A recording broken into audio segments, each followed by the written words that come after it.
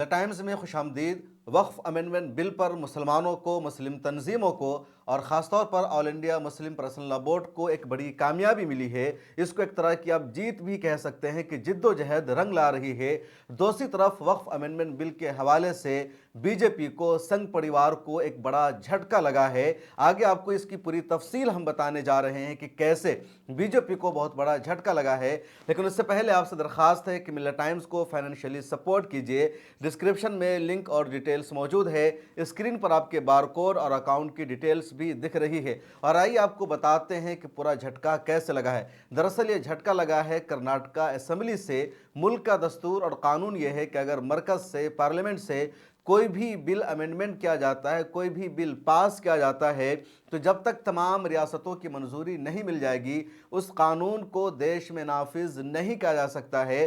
اور اگر کوئی اسٹیٹ اس قانون کو منظور کرنے سے انکار کرتا ہے، کسی اسٹیٹ کی اسمبلی اگر کوئی ریزولوشن پاس کر دیتی ہے کہ یہ بل ہمارے یہاں منظور نہیں کیا جائے گا، تو پھر وہ بل پاس نہیں ہو پاتا ہے، یا اس بل کے جو دفعات ہوتے ہیں، جو قانون ہوتا ہے، اس پر عمل نہیں کیا جاتا ہے۔ چنانچہ وقف امینڈمنٹ بل کو جب پارلیمنٹ میں پیش کیا جا رہا ہے، حالانکہ ابھی دوبارہ پارلیمنٹ میں پیش نہیں کیا گیا ہے، اب کہا جا رہا ہے کہ عید کے بعد وقف امینڈمنٹ بل کو پارلیمنٹ میں پیش کیا جائے گا، جو جے پی سی کے بعد فائنل رپورٹ تیار کی گئی ہے۔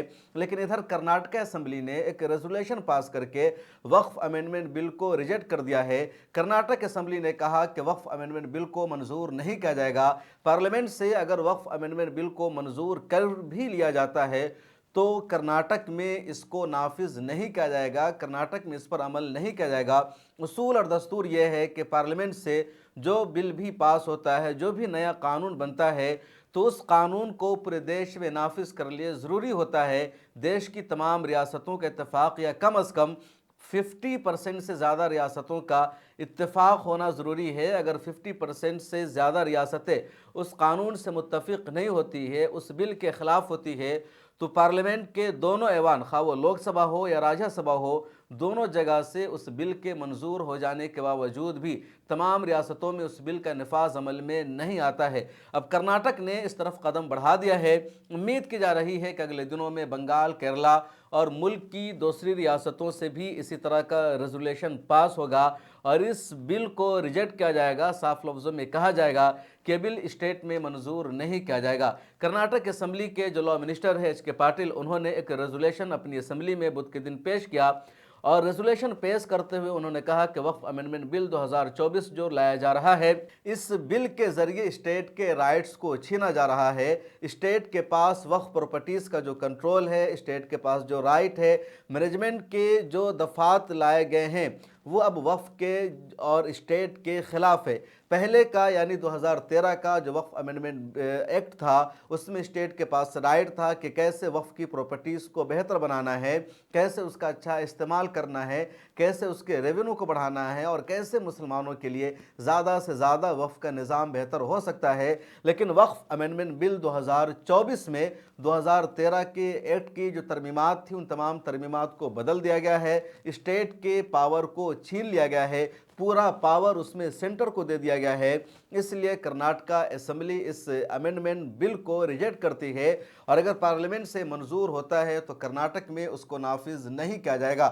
جب کرناٹکا اسمبلی میں وقف امینڈمنٹ بل 2024 کے خلاف ریزولوشن لایا گیا تو بی جے پی نے واک آؤٹ کیا، لیکن دوسری طرف کانگریس کے تمام نیتاؤں نے، تمام ایم ایل اے نے اس کو سپورٹ کیا، اور ایک شاندار قدم بڑھا دیا ہے کرناٹک اسمبلی نے۔ اسمبلی میں ہی بی جے پی کے نیتا اور اپوزیشن لیڈر آر اشوکا نے کھڑے ہو کر کے کہا کہ کانگریس کی سرکار کی طرف سے اسمبلی میں جو ریزولوشن لایا گیا ہے اللیگل ہے، ہم اس کو برداشت نہیں کریں گے، ہم اس کے خلاف جائیں گے۔ آخر میں انہوں نے یہ بھی کہا کہ ٹھیک ہے، کرناٹک اسمبلی میں اس کو پیش کر دیا گیا ہے، ہو سکتا ہے کچھ اور ریاستوں میں بھی اس کو پیش کر دیا جائے، لیکن دستور اور قانون یہی ہے کہ 50% سے زیادہ ریاستوں نے اگر اس بل کو، اس قانون کو اپروف کر دیا، منظور کر لیا، تو پھر وہ نافذ ہو جائے گا، اور کرناٹک اسمبلی کی طرف سے اس بل کو ریجیکٹ کرنے کا بھی کوئی فائدہ نہیں ہو سکتا ہے۔ انہوں نے یہ بھی کہا کہ 50 سے زیادہ یعنی 18 ریاستوں میں بی جے پی کی سرکار ہے، جو 50% سے زیادہ ہو جاتا ہے، اس لیے ہر حال میں वक्फ अमेंडमेंट बिल पास होगा और उस पर अमल किया जाएगा, कर्नाटक असम्बली में इसके खिलाफ जो रेजोल्यूशन लाया गया है उसका कोई भी असर देखने को नहीं मिलेगा। लेकिन मुमकिन है कि कुछ और रियासतों से भी इस तरह का रेजोल्यूशन पास हो और बीजेपी के लिए मुश्किलें खड़ी हो सकती है स्टेट में इसको नाफिज कराने के लिए। All India Muslim personal law board और मुस्लिम तंजीमों ने कर्नाटक असम्बली से जो अपील की थी, जो दरख्वास्त की थी, उस पर कर्नाटक असम्बली ने एक अच्छा फैसला किया, अच्छा कदम बढ़ाया है।